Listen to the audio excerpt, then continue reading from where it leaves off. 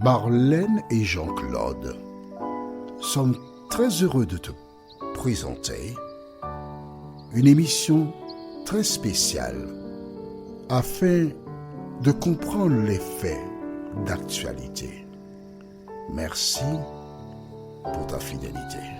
C'est encore avec joie aujourd'hui que je me présente en ta présence afin qu'ensemble nous puissions continuer notre étude sur la dîme. Rappelle-toi, nous avons vu précédemment que Melchisédek était un grand prêtre de Dieu, connu et reconnu par Abraham à l'époque. Ce dernier lui rendit la dîme de tous ses biens. Dans le livre d'Hébreux, chapitre 7, les versets 1er jusqu'au verset 7, nous avons vu que ce Melchisédek était grand prêtre, roi de paix, roi de justice. Aujourd'hui, nous voyons le premier pasteur. Juste avant, nos références se trouvent dans Genèse 18, versets 17 à 19, Genèse 18, versets 17 à 19, et Genèse 26, les versets 3 à 6. Genèse 26, versets 3 à 6. Prions. Notre Seigneur et notre Dieu, nous venons humblement en ta présence afin de comprendre ce que tu as établi. Que le Saint-Esprit continue de nous diriger dans toute la vérité et que nous puissions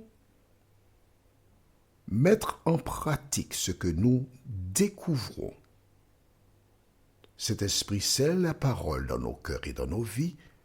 Nous t'avons prié au nom de Jésus et pour ta gloire éternelle. Amen. Alors, nous avons vu que Abraham, devenu Abraham plus tard, donna la dîme à Melchisédek. Donc c'est une pratique qu'il avait. Où a-t-il obtenu cet ordre ou cette manière de faire? Lisons dans le livre de Genèse, chapitre 18, les versets 17 à 19. Au risque de me répéter, tu dois avoir ton cahier de 300 pages, ouvrir ta Bible, tu as l'école, tu as l'université. Donc tu dois suivre, noter, pour que le Saint-Esprit scelle ses paroles en toi. Lisons à partir du verset 17. Alors l'Éternel dit, « Cacherai-je à Abraham ce que je vais faire? Abraham deviendra une nation grande et puissante, et toutes les nations de la terre seront bénies en lui. En effet, je l'ai choisi afin qu'il ordonne à ses fils et à sa famille après lui de garder la voie de l'Éternel en pratiquant la droiture et la justice.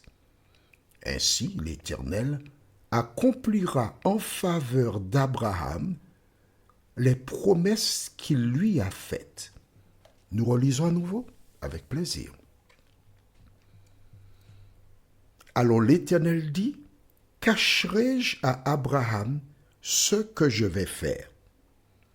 Abraham deviendra une nation grande et puissante, et toutes les nations de la terre seront bénies en lui. » Qu'est-ce que cela veut dire? C'est simple. Dieu annonça à Abraham que toutes les nations de la terre seront bénies par sa descendance. En clair, il lui révèle que de lui sortira le Messie, Jésus de Nazareth. Et ainsi, toutes les nations connaîtront le chemin qui conduit au salut. Jésus qui est le chemin, la vérité et la vie. Nul ne vient au Père que par lui. Jean 14, verset 6. Est-ce que c'est clair pour toi? C'est bon? Bien, nous continuons. Verset 19. En effet, je l'ai choisi. Pourquoi il a choisi Abraham? La suite, elle est là. Afin qu'il ordonne à ses fils et à sa famille. Abraham a une responsabilité. C'est lui qui doit ordonner à ses fils et à sa famille, quoi? De garder la voie de l'Éternel en pratiquant la droiture et la justice. Ainsi, l'Éternel accomplira en faveur d'Abraham les promesses qu'il lui a faites. Mon ami, ce n'est pas à des hommes de former tes enfants. Ce n'est pas à des hommes de leur dire voici le chemin, marchez-y. C'est toi.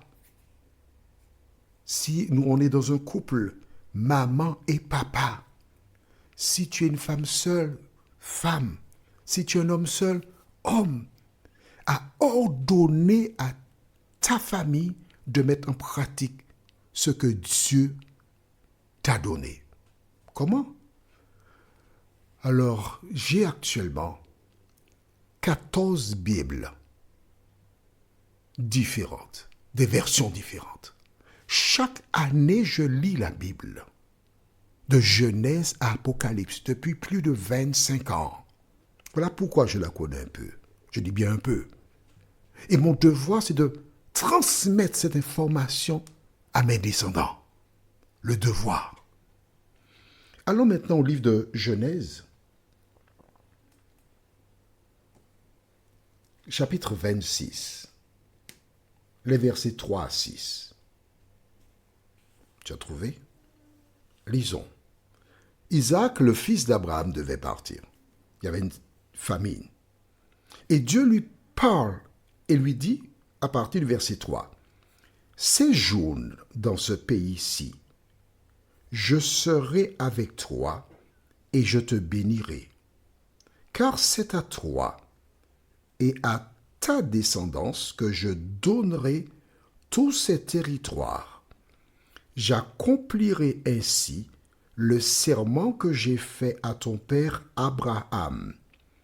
Je rendrai ta descendance aussi nombreuse que les étoiles du ciel, et je lui donnerai tous ces territoires ici, et tous les peuples de la terre seront bénis en ta descendance. Tu as déjà compris ce que ça veut dire, pas vrai? On continue donc, après ce rappel que Dieu a donné. Verset 5. Je le ferai parce qu'Abraham m'a obéi et qu'il a observé mes prescriptions, mes commandements, mes préceptes et mes lois. Qu'est-ce qu'il a fait, Abraham? Je lis verset 5.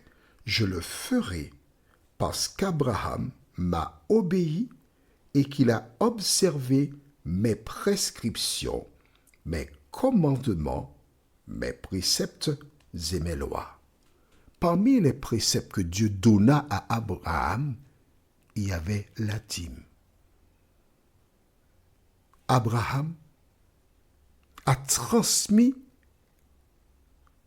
à son fils Isaac, et certainement à Ismaël aussi, là c'est une autre histoire, on verra ça une prochaine fois, mais il a transmis à Isaac les pratiques que Dieu lui avait données, et parmi ces pratiques, il y avait la dîme. Et Dieu dit à Isaac, voilà, tout cela, j'ai tenu ma parole. Pourquoi? Parce que ton papa, Abraham, il a été fidèle dans tout ce que je lui ai ordonné. Or, il y avait la dîme, n'est-ce pas? Prions. Notre Seigneur et notre Dieu, merci pour la parole. Elle s'explique. Et tandis que nous continuons d'étudier ce thème ô combien important, chacun doit se souvenir que Dieu n'a pas besoin de l'argent des hommes, non. Mais c'est une relation basée sur l'amour qui doit exister entre toi, Seigneur, et nous. Aide-nous à continuer d'approfondir la parole, nous t'en prions, au nom de Jésus et pour ta gloire éternelle. Amen. Que l'Éternel continue de te bénir et il me tarde de te retrouver pour une prochaine émission. Nous sommes parvenus au terme de notre réflexion. Si d'aventure tu as une question, il te suffit d'envoyer un message par le biais de WhatsApp au numéro suivant, plus 596 696 88 93 93. Et alors Jean-Claude, moi, je me ferai un réel plaisir de répondre à ta question.